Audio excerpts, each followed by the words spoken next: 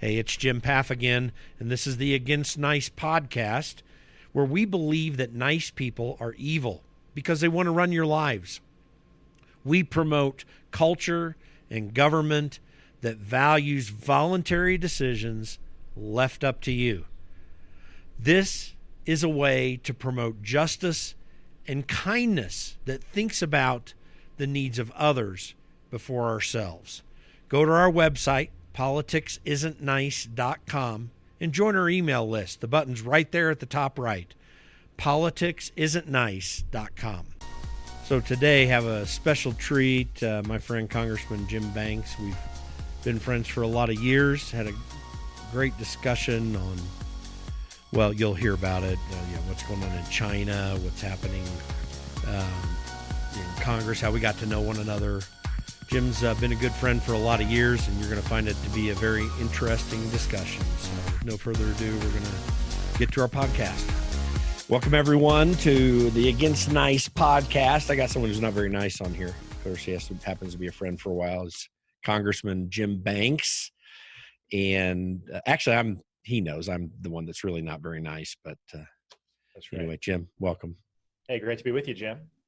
So now, how did I get to meet you? How did that happen? Well, it was a lifetime ago, as I recall. I was a college Republican at Indiana University. My very first political experience was interning for a guy that you and I both know really well, Chris Crabtree, who worked for Congressman John Hostetler, who represented what we called back then the Bloody 8th District of Indiana. Uh-huh. And so I interned in his Bloomington office, the federal district office in Bloomington. You were a close friend of Chris Crabtree and others that worked in that office, and a big part of the Hostetler campaign organization, which was well known back in its prime. And I met you during those experiences, but I got to know you best as I don't know if you remember this or not, but you were the campaign manager for a candidate for mayor of Bloomington. His name was Albert Clemens. And Bloomington, Indiana, as you know, is the socialist republic capital of the Midwest. And or is it the socialist capital of the Midwest? And it is the Berkeley of the Midwest. Let's put it that way. So there was no way a Republican could win the mayor's race in Bloomington at that time, and probably, I mean, back in the day it was competitive. So Republicans decided not to field a candidate. So you and I worked for this was the very first campaign, Jim, I ever worked on. Yeah. For Albert Clemens for mayor. He was an independent. He ran as an independent candidate. He got absolutely, in spite of your political abilities as campaign manager. And I was the volunteer press secretary on the campaign. I got to write a few press releases. Yeah. In spite of all that, I think he was lucky to get 25% of the vote. But that was my first campaign experience. That's how I got to know you. My fondest memory of that campaign was Albert Clemens, who was a very nice man, local business guy, not a politician, probably never ran for office before then or since. I remember one day, this was a big deal for me. He brought pizza to our campaign meeting, and as a college kid, starving my way through college, pizza is life. Free pizza was I would do anything for a free pizza. So he brought the pizza into our campaign meeting. It was me, you, and Chris Crabtree and Albert Clemens. And I remember he dropped the pizza in the parking lot, and when he opened the lid of the pizza box, there were like stones, there were rocks like on top of the pizza. And I remember picking the rocks off because there was no way I was going to let that pizza go to waste. That's the only thing I got out of that race, except for my friendship with you. And ever since then, it seems like our lives have intertwined in significant ways. I'm grateful for your friendship, Jim, from Indiana to we lived in Colorado for a number of years together and worked to focus on the family. And you've been a big part of my life, and I hope vice versa. So it's great to be with you on your podcast. I hope that this podcast goes on to become a very big thing, as I expect that it will for you. Congratulations. It's great to be one of your first guests. Well, thanks.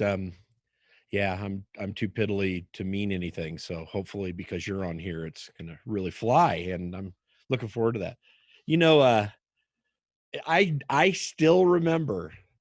I mean, visually remember when I first met you. You were sitting at one of these desks that had 2 or 3 phones on it, doing casework or something. I don't know precisely what you were doing, but you had your head down, and oh hi, when I was introduced to you. By the way, what's Chris Crabtree doing these days? Well, that's a funny part of the story too.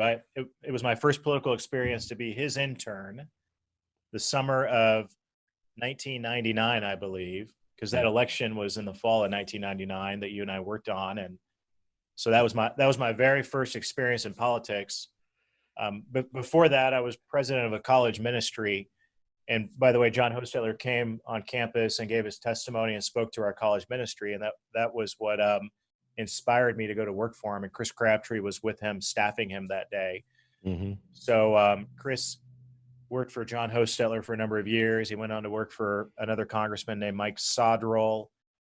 He was chief of staff to Becky Skillman, our great former lieutenant governor. Then he went to work for another not very well-known congressman named Mike Pence, who went on to become governor, and he worked for Governor Pence. And now the end of that story, Jim, is that now he works for me. He's one of the leaders in my office, and so I got to learn from him for many years and learn about politics from him, guys like him and you. And now I get to work with him in this capacity too. It's he's a big part of what we do every day, and I'm grateful for his leadership in my office. I hope you're not embarrassed for people to know that, like, we've been on the phone 2 or 3 times a week or almost every week for 20 years now. Well, I don't tell people that, but yeah, that's true. Maybe. I hope that's a good thing for people to know. So I don't mind it a bit. I appreciate the wisdom that you provide over the phone all the time. Well, I got to tell you, John Hostetler. So, maybe it seems like small politics to some people that are listening to this nationally, but John Hostetler is in some ways one of the best congressmen we've ever had. This guy, who I got to get him on the show, by the way, he's kind of hard to drag into these things, as you know, but the guy's brilliant. He is Rand Paul before Rand Paul, in the sense of just the heady approach to this, the thinking deeply through what's going on, certainly coming from that sort of liberty-minded bent in politics, fearless, capable, just one of the best people I've ever known in my life. No doubt. I mean, he was a man of principle, and that's the high water mark for me. He was the first political boss that I ever had that I got the chance to work for. I worked on his campaigns and back in the 2000 2002 cycles, and went on to work for a lot of other people. But he was the first political person that I had a chance to work for, and I learned so much from him, and I'm grateful for that to this point. It was the first opportunity that I had. But the incredible thing about that is, as principled as he was, Jim, was all the people that we worked with in that organization, all the people that I got to know. I mean, from volunteers, people that worked on the staff, from, talk about Chris Crabtree, yourself, of course, the governor of Indiana, Eric Holcomb. I got to know him when I worked on those campaigns back in the day, because he ran one of John Hostetler's field staffs, and Kurt Smith, who ran Indiana Family Institute for a number of years, did a lot of other things, was a part of that organization. Lot of other people that were a part of those years that I got to know politically in the state. When I was in college, I would move to Evansville, where the campaign was based, and that was the main part of that district. And then I would go back to Bloomington, back to IU, and I did that a couple of times, and really treasure those experiences that I had. That I learned so much fundamentally and foundationally about politics that have carried me to this day. Yeah, it's a formative experiences. Of course, we got important things to talk about, but let's go back to that college experience. So you were in college in the late 90s. I was in the 80s.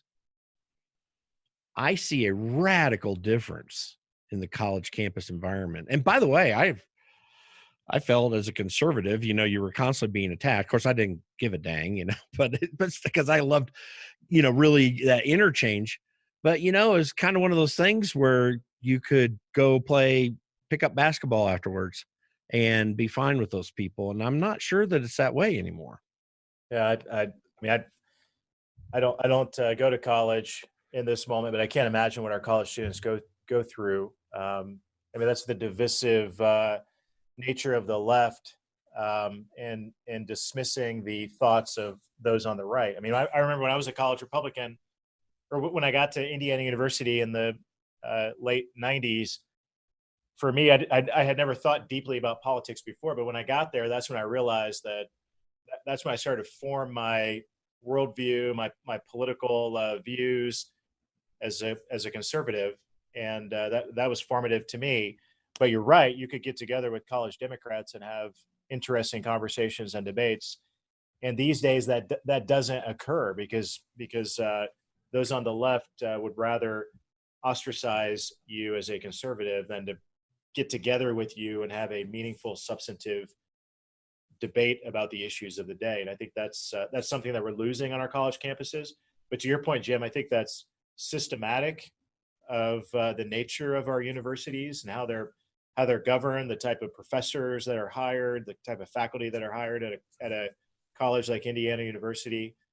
They're not open to free thought and debate and the viewpoints of especially those on the right, and that's unfortunate. As a college Republican, I remember it was so much fun. We would the one experience that I had when I was president of the College Republicans, we brought Ann Coulter to Indiana University. That was like in 2000 or 2001, and she's a very controversial speaker today, but even back then she was too. And that was fun for us to bring a conservative to the campus to articulate those viewpoints, and those experiences helped form my conservative thoughts and views as well. And I'm thankful for that, but I do worry about the college students of today who don't have that ability to interact with people that don't think like they do, or are fully unwilling to because of the nature of the culture of these universities that don't welcome free thought and expression of different viewpoints. And that's something that as conservatives that we need to be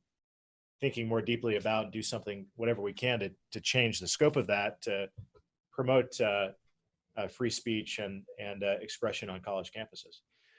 It's a good lead in to, I mean, what the whole theme of this podcast, because I think, the way you term it is actually very good, because you talk about how, Democrats try to ostracize conservatives, but you just don't often. You do in some ways, but we're seeing people on the right, wherever they happen to be on the right end spectrum, being victimized rather than adjudicating, pushing forth a set of ideas in an aggressive way. And this is why I reject the concept of niceness. That's the kind of the colloquial one. I say often, I've probably told you this many times, but that bumper sticker I saw one time that said "mean people suck."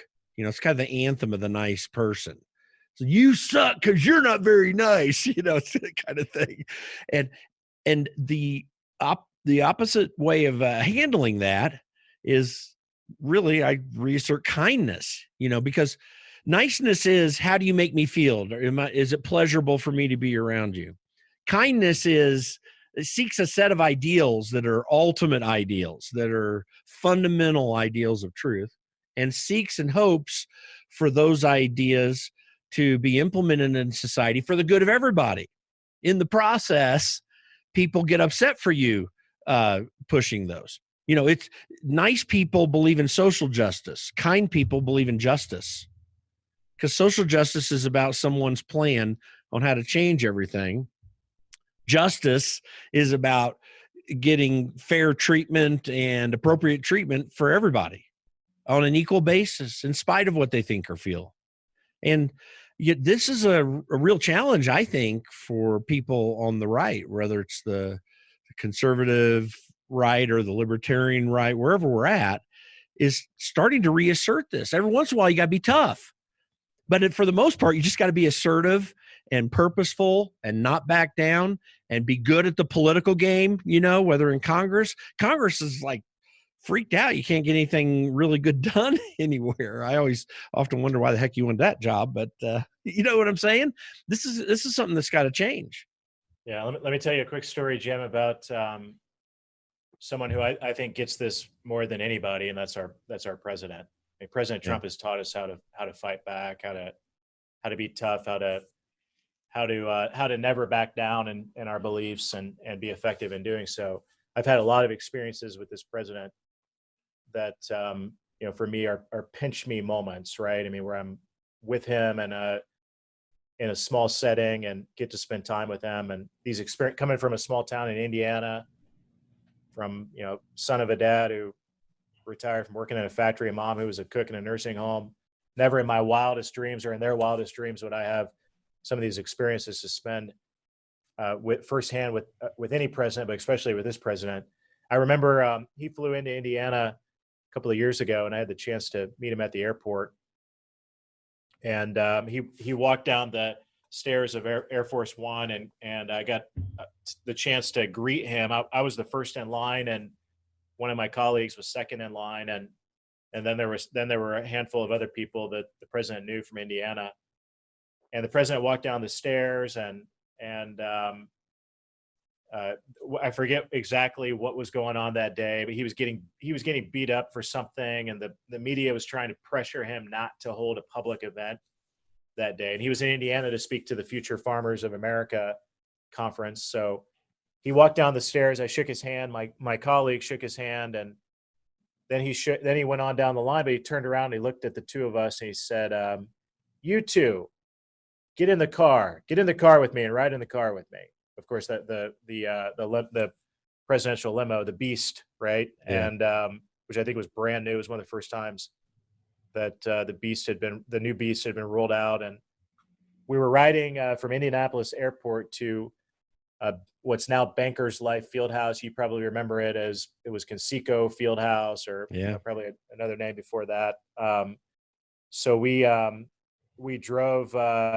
We were in the limo with him about 45 minutes in the motorcade, and the whole time he was talking about how important it was. The media was trying to pressure him not to hold a public event. And he told us, said, you don't back down. You don't back down. You don't let them win by pressuring you not to go out and do something or say something, or pressure you to reverse your stance because when you back down, they win and you look weak for doing it. And I think this president understands that there's strength that comes from being tough and being tough and assertive in what you believe, and not allowing the left to pressure you or intimidate you out of speaking out about the important viewpoints that you have. And that's what I appreciate so much. This is the toughest president of my lifetime. He gets that in such a significant way that's made him so effective in his first term. I have no doubt that he's going to have a second term, and that second term is going to be even better than the first term after he wins his reelection, because he's going to have even more momentum behind him for 4 more years to keep doing what he's done to disrupt the swamp and the nature of American politics and the way that the American people are so desperately want him to do. But that what you're talking about is what this is, the mantra this president adopts, and why I think he's is going to go down in history as one of the best presidents that we've ever had. You know, and with all the, like, I don't always agree on the policy end, but so there'll be something I'm like, what the? And then suddenly he's doing exactly the right thing, or at least the thing that I think that should be there. But I think the guy actually sort of listens, maybe too much sometimes, but I think really he does listen in a good way. And I think that I want everyone to have that same attitude that you described. But not everybody's got to do it exactly like Donald Trump. They just need to do it like them. So a lot of people are going to go out there and try to be exactly like Donald Trump. You know, they think they got to call people names or whatever. And maybe that's useful and helpful. That's sort of the thing that fits for him. But what should fit for all of us is this: we're not going to back down. I mean, you and I talk about this a lot, but get these votes that come up, and there's sometimes I'm like, Republicans, my gosh, if you just do the right thing, everyone's going to rally around you.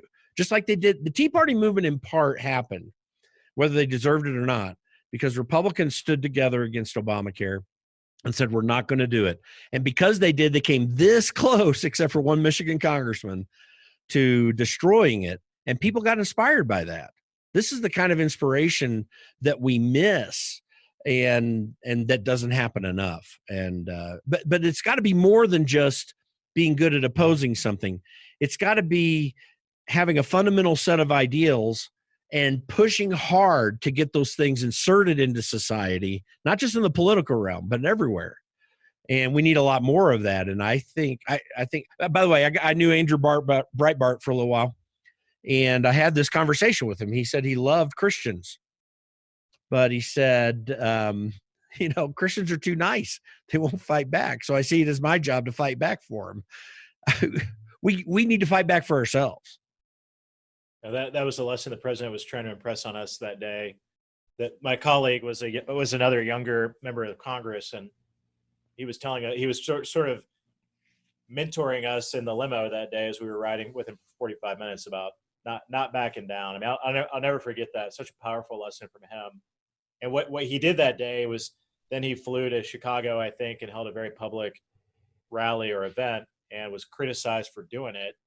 But he understood that if he would have canceled that event, he would have looked weak for doing it. Looked like he was pressured and intimidated into canceling it, and understood that you got to go out there and do your thing. And for him, instructing me and another young member of Congress not to back down from the left.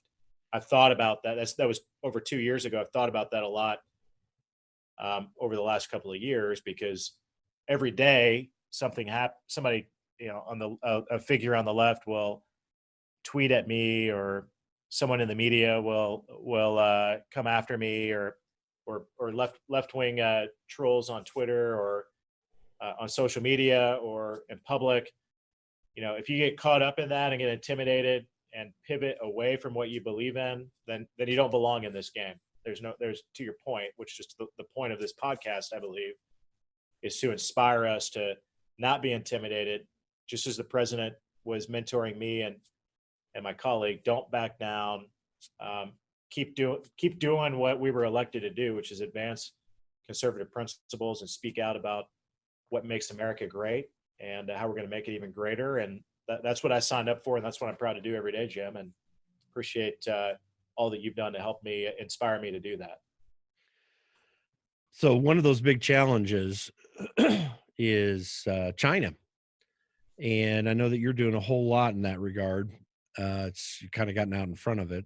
I know I've been kind of cheering you on in that regard as well. I think that it's, I'm a free trader. I believe in, opening up the economic supply lines between countries. I'm all for that. I come from a very libertarian perspective on that. It fit ideologically. The one weakness sometimes of that argument, though, is when you have countries like China that are really abusing it. Now, we also set up the means of abuse called the World Trade Organization, and they have taken advantage of that. Of course, we haven't been aggressive enough on our end economically to be a competitor. I mean, we've got great competitive companies in this country. I'm not saying that. I'm talking about from this where government interacts. We haven't been an aggressive competitor back with them. WTO receives complaints about the United States constantly, and in part with China's influence, we lose almost all of those. We turn ourselves in that interaction from the 600-pound gorilla economically into just another monkey in the room, I guess, so to say. What do we need? What's wrong with that situation right now, and what are we needing to do at this stage? Well, like you, Jim, as a conservative who believes deeply in free trade, I feel like we've been sold a bill of goods for most of my life, right? I mean, clearly, China's strategy has been to manipulate our trade practices, and for decades they've been taking advantage of the United States of America and of American workers and of the American economy. So President Trump is the first president in my lifetime to get tough on China. He ran on a platform of better trade deals with China and was criticized by some on the right for talking about fair trade with China. Um, I fully applaud the president and going down that path. I mean, he negotiated the phase one trade deal, which, by the way, China's not living up to its end of it, and the president's been putting pressure on them to hold them accountable to do that. What is extremely clear at this point is that China's efforts to dominate the United States of America on a global scale, economically and militarily, has come to fruition because of the lack of Republican and Democrat presidents in the past doing anything to hold them accountable for it until this president. What's startling though about all this is I serve on the Armed Services Committee, as you know. National defense, national security issues are my passion in the Congress.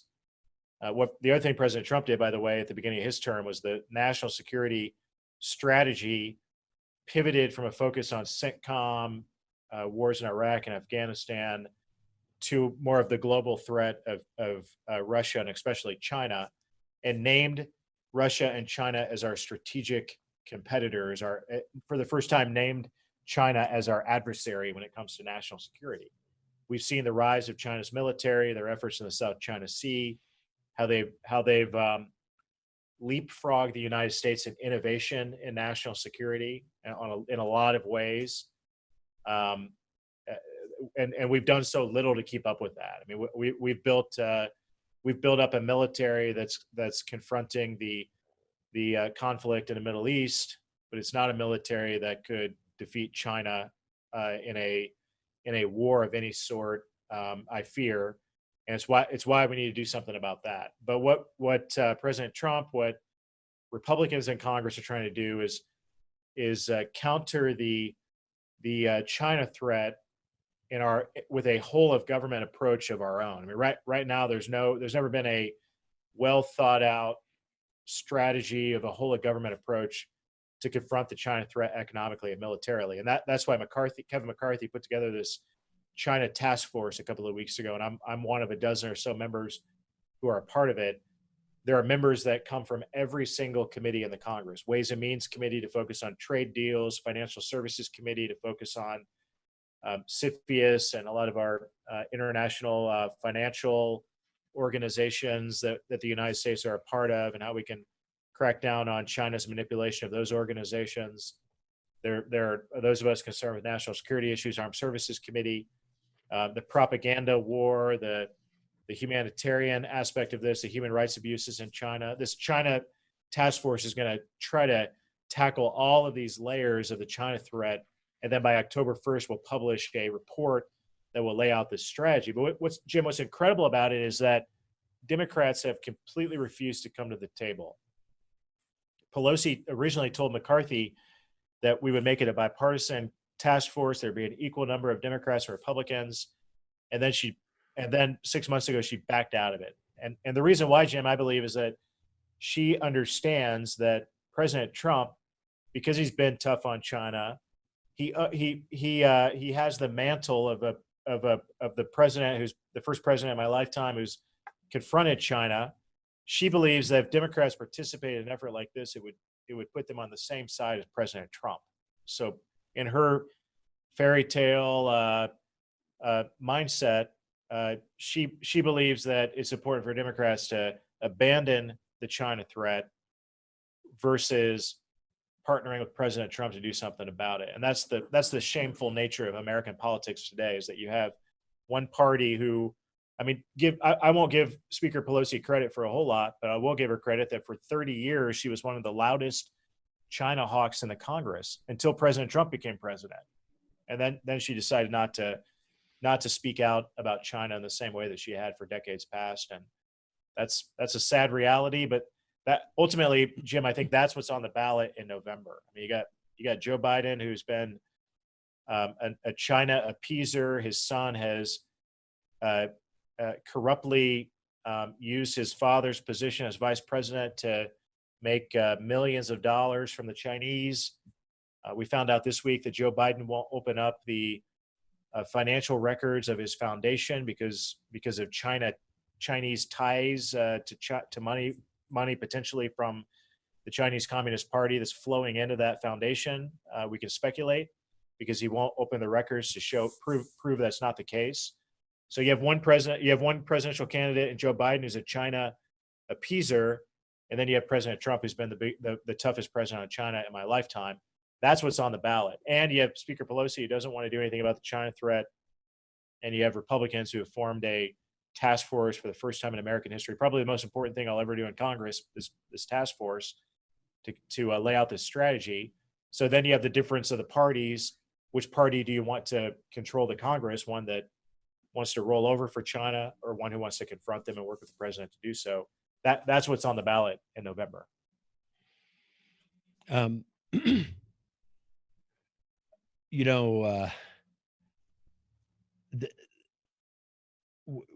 was in Taiwan back when I was in Congress. I went to a staff delegation tour to Taiwan in 2014, I think it was, or 13. I think it might have been 2013. So anyway, as part of that tour, it was just me and other chiefs of staff at the time. We sat down with the military leaders in Taiwan. You already know what the situation is, but I was kind of awed a little bit because these guys being translated from Chinese to me, so sometimes it's hard to make that emotional connection. But I'm still looking at their faces. These guys are pretty determined. They are ready to protect that island for the 3 days, frankly, that they can do it if China ever decide to seriously deploy. But what's happening right now in the South China Sea is they're suddenly getting surrounded by islands that China's building to provide bases. I mean, I would imagine, I haven't dug into it deeply, but just having seen where some of these islands are, these guys are going to have to entirely change their defense strategy on a first strike with China. Of course, our commitment is to come and support that, but which I hope remains strong, which I hope is strong enough. But these guys are intentional about taking over that region and continuing to influence where they're building bases all over the world. Which everybody has in a sense of right. Every country has in a sense a right to do that. The problem is when you've got a country like China, which is intent upon using that for something to oppose us as opposed to do good anywhere. But if the South China Sea gets taken over, if the South China Sea gets taken over, that is at least a third or more of all commercial sea traffic runs through that area around the world. There are a couple other hot spots, but that is really the biggest hot spot for international trade that goes over the ocean waters anywhere, and they're intent upon controlling it. Yeah, that's the key point, Jim. It's tempting for, I think, Americans to think to themselves, well, let China have Asia. Why does it matter if China's dominating the South China Sea and blocking American commercial vessels from or military efforts in that part of the world? I understand it's tempting for Americans to think that, but what we have to recognize is that China's strategy is not to just dominate the South China Sea. That's dominating that region is all a part of their grand strategy to dominate the United States of America. And Michael Pillsbury, in his very important book, The 100-Year Marathon, which all of your listeners should go on Amazon and buy today and read it. It was published in 2015. It lays out this incredible case. It's a foundational read for me.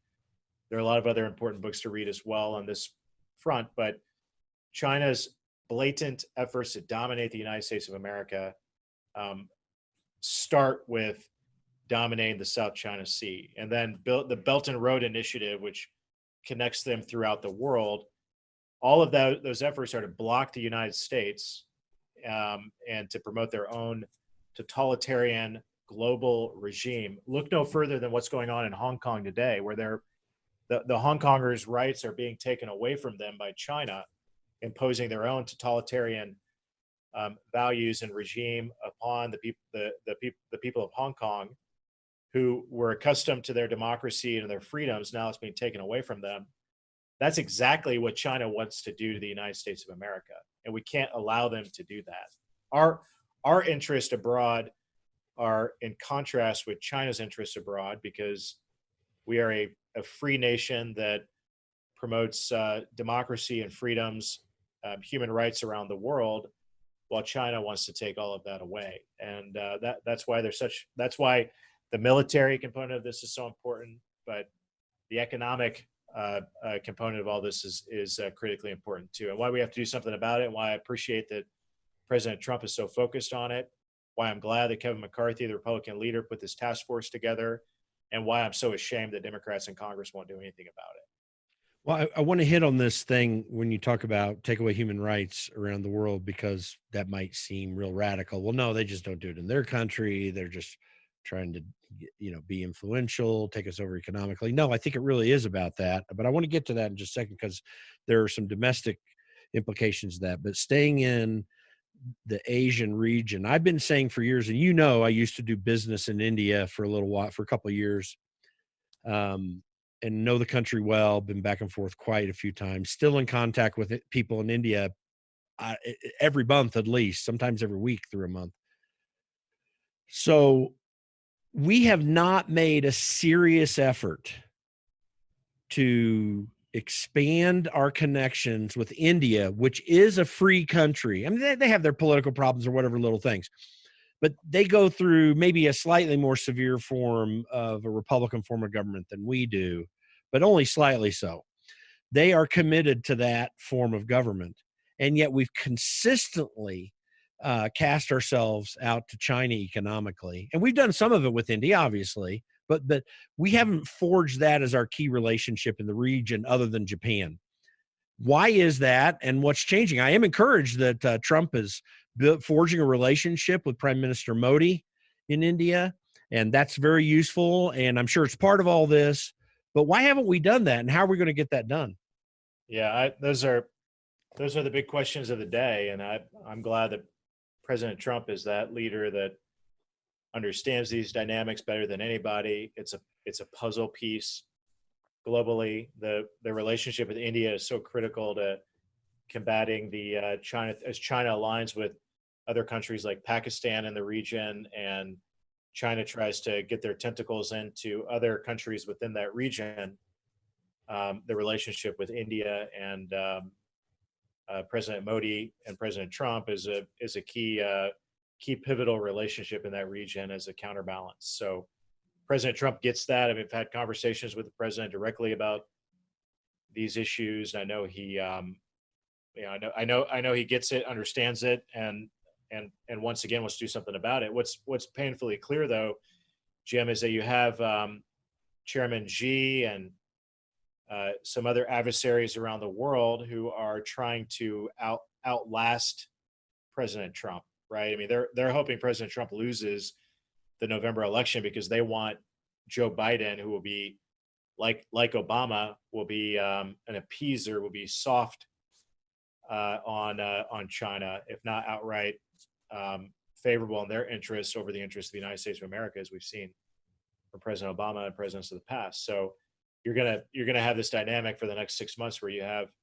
our adversaries try to outlast President Trump, and I hope that won't be the case. I mean, I hope the American people see this for what it is, and they resoundly reelect President Trump to continue to advance this posture. And if President Trump has another 4 years, imagine what he'll be able to do to advance these important issues. Well, India, we need to be talking about India a lot more. He's done, I'm not criticizing it. He has tried. He went over there. I talked to my Indian friends, by the way, who saw that his visit. He was in that stadium, and the Indian people just, I mean, amazingly erupted in cheers when he entered the stadium there. It was sincere. The Indian folks I know, and I know quite a few over there, that was sincere. They're not like some totalitarian country where you prop up an audience under threat.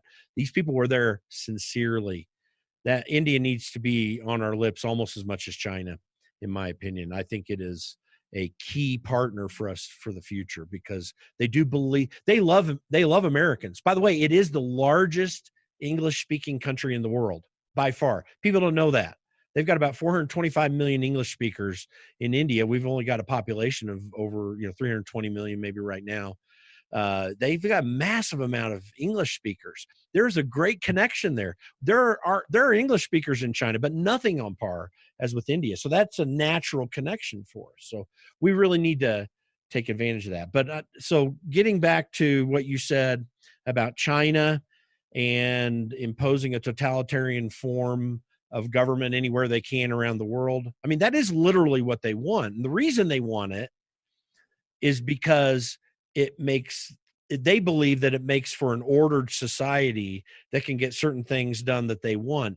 It's not just a political matter. That's a huge part of it, obviously. In any communist country, the political aspect is huge. But if they can encourage other countries to be conformed to a similar type of government that then to the one that they have, that makes it easier for them in those trade deals. There's the greed type thing too. By the way, everyone says corporations are greedy. What about governments?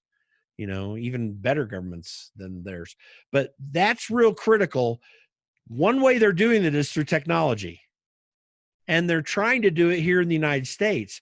We had successfully, for example, pushed aside this effort to bring Huawei into our 5G development for mobile phones here in the country. But I just recently am hearing more talk, once again, realigning with Huawei here in this country. We just had recently England. They forged ahead with Huawei and 5G. Now there's talk about them pulling it back. I don't know precisely how far into it they are at this stage and how much they actually can pull it back, but they're talking about it. This is one of those ways China is trying to do that. They do produce good technology, most of which they stole from us. They have brilliant and talented people there, but they've stolen most of their technology from us. And they want to implement that in countries as a way of control too. So am I right about this? And what are we doing about it? Yeah, let me give you two examples, Jim. First of all, President Macron in France called Chairman Xi, and they talked about China sending aid to France, which China agreed to do. But then Chairman Xi told President Macron, we're going to send you this large shipment of PPE. I don't know what it was, if it was money or PPE or what it was, but you have to allow Huawei to come into your country to do business in France. So that's the way China operates. Also, look at I'll never forget. You and I both are Hoosiers, Jim, and we love basketball.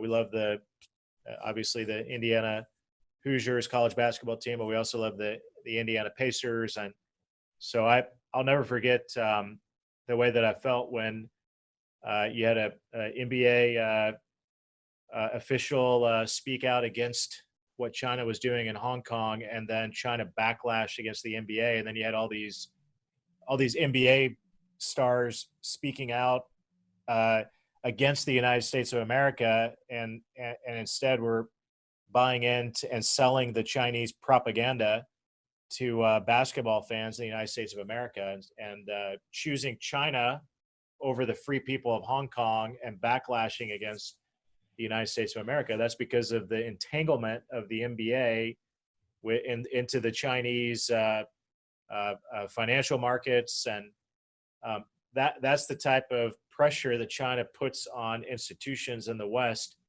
to spill out their propaganda, and we can't allow that to happen moving forward. And that's why the American people today, more than ever, are awakened to the China threat. They don't want us to ever go through what we're going through at the moment with the coronavirus pandemic. They want their leaders to do something about it, and that's nationwide. That's Republicans, Democrats, Independents. They overwhelmingly understand that China is a threat to the United States, and they blame China for their negligence that brought this COVID-19 pandemic to the United States and the rest of the world.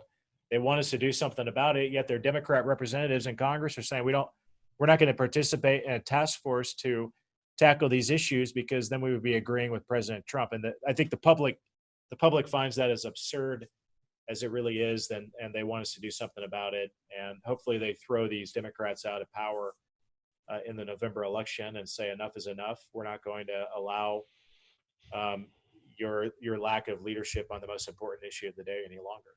Well, the COVID pandemic doesn't only reveal the problems with China directly. Obviously, it started there. It is the Chinese virus. Okay, let's just be honest about it. It's the Wuhan virus. They lied. They neglected their relationships with others. They used the World Health Organization to cover up what was going on. For whatever reason, malignant or benign, they were either embarrassed or frankly didn't give a care if this spread. I think it's more the benign thing. But the indirect part of this is that we had mostly Democrat governors all over this country, frankly, treating American citizens during this pandemic the same way that the Chinese would, and shutting them in their houses. Of course, people are willingly complying, but again, that's how communism succeeds: is willing compliance, not entirely forced. Your force goes against that small group that resist, but most people willingly comply. Most people in China willingly comply to that. These Democrat governors are making a trial run of that, and we've had pandemics where you'd have localized shutdowns or whatever. During the Spanish flu of 1918 and onward, you would have small shutdowns, never anything nationwide. We had Woodstock taking place in 1968, right in the middle of the Hong Kong flu, which was a coronavirus as well that got to this country, killed 100,000 people, population 200 million. There are many ways, and this is again why I've got this against nice approach to this podcast. The only way to break through this stuff is to have in the heart a passion to assert truth, to stand for reality, to believe in principles and to assert them in culture and in politics. Our real defense against China's efforts is a change of heart in the American people and a renewed determination to oppose these ideals. And we can do everything we want. You can be on this task force, which is fine. I have no problem with that. I think there's a lot to learn and those things can be useful, but that ain't going to get it done. I mean, you can't do enough in government. It's got to change in the hearts of people.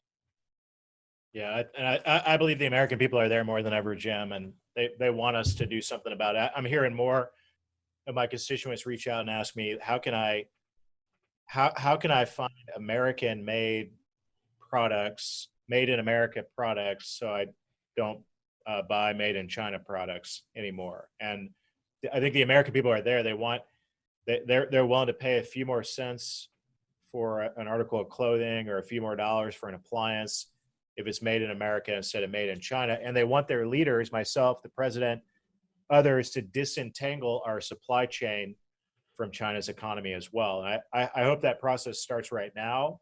There are ways we can do it. The president's talking about it. Find ways to re-incentivize American companies to bring their supply chain back to the United States of America. There are ways we can do that. I want to fully explore those options. We can start with pharmaceuticals. And by the way, the VA, the largest healthcare provider in the world, purchases a vast amount of their pharmaceuticals and healthcare products that are made in China. And some of those products have been tangled up because China is withholding pharmaceuticals and medical products from the United States of America. And one place we can start is say that the VA will no longer purchase made in China pharmaceuticals or medical products. So my staff is getting ready to pull me out of the podcast, Jim. It's been a pleasure to be with you. But before I leave, I wanted to go back to college, my college experience with you for a minute in the late 90s. And I'm drinking a Starbucks coffee, which is one of my addictions. And I noticed a mutual friend of ours last week was beating up on me on Facebook, Chuck Quillett from Northeast Indiana, one of the founders of Indiana Policy Review. He was giving me hell for drinking, for having a Starbucks coffee cup in my hands. But it reminds me when you and I were back in Bloomington in those days, the very first Starbucks that I ever went to was opened right across from the law school. Right. I remember it's still there. Right across the street from the Sample Gates in Bloomington. And yep. I remember the first few weeks that it was opened, a very violent activist organization called the Earth Liberation Front, ELF for short, they threw bricks through the window of this Starbucks to protest corporate America coming to Bloomington, Indiana. And Jim, I remember us having this conversation about this. Yeah, that's so good story. I was the college Republican president at the time, and I said, let's do something about this, because this Starbucks opened. This was, late 90s. Starbucks it wasn't new, but it was new to Bloomington, Indiana, and most of Indiana at that point. And these violent activists were throwing bricks through the window every night, and people were afraid to go there to the Starbucks. So we decided to start having a weekly Thursday night coffee meeting at this Starbucks in Bloomington, and it grew into dozens. It kind of became the meeting place of conservatives and college Republicans on the Hill, and conservative figures in the community like you. And we would get together there and share a cup of Starbucks coffee. And to this day, it's been a bad addiction of mine. I understand some of the political protests that Chuck Quillett and others have with Starbucks, but it does hearken me back to those days, and remember that it was people like you and Crabtree and so many others in that community that adopted me and taught me about politics and nurtured me along the way. And I appreciate that so much, that friendship that I have with all of you that comes from those days in the late 90s in Bloomington, where I first learned about politics, to this day now as a congressman. And with that, Jim, it's great to be with you. I got to go hop on another call, but best of luck in your as you launch this podcast. I imagine it's going to go bananas from here, and your best days are yet to come. Well, we're excited about it. We got a lot of good guests, and you've been a good friend, Jim, for a lot of years, and I'm glad to have you on to help roll it all out. So have a great day. Thanks for joining me, and a lot of good information. And folks, where do people need to go for website? Follow me on Twitter at Rep Jim Banks. First and foremost, you can like me on Facebook as well at Congressman Jim Banks. But go to Twitter first. We're active, and you are. I'm obsessed with my Twitter followers growing every day. So at Rep Jim Banks. We talk about it all the time. It's kind of fun. Well, hey, go have a great day, Jim Banks. Thanks. Thank you. Thank you for joining us today on the Against Nice podcast. And again, before you leave us, I just want to ask you, connect with us on our email list and our social media. Go to politicsisn'tnice.com. Click on the Join Our Email List button. We'll get you information related to what we learned here today, but also other information that we're finding out along the way. It'll be a great resource for you. You can also go to our Facebook page. It's facebook.com/Against Nice, and our Twitter page at Against Nice. Go check us out there, and we look forward to talking to you, getting your feedback, finding out more from you. Thanks, and have a great day.